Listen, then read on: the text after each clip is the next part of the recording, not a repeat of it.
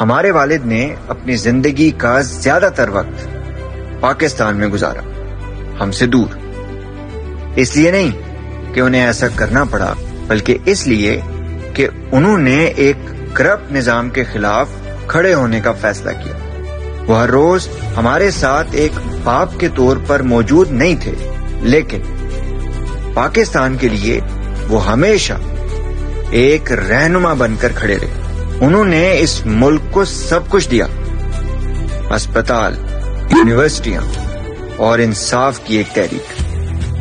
انہیں پیشکش ہوئی کہ وہ اپنی باقی زندگی سکون سے گزاریں، ہمارے ساتھ انگلینڈ میں چہل قدمی کریں یا کرکٹ کھیلیں، لیکن انہوں نے اس کے بجائے ایک اندھیری قید میں بند رہنے کو چنا۔ ان کی قربانی پاکستان کے لیے ہے، ان کی طاقت پاکستان کی عوام ہے۔ اس لیے میں اپنی عوام کے اوپر چھوڑوں گا کہ اگر مجھے کچھ ہوا تو پاکستان کی عوام، آپ نے مجھے انصاف دلوانا ہے۔ بتائیں، آپ مجھے انصاف دلوائیں گے؟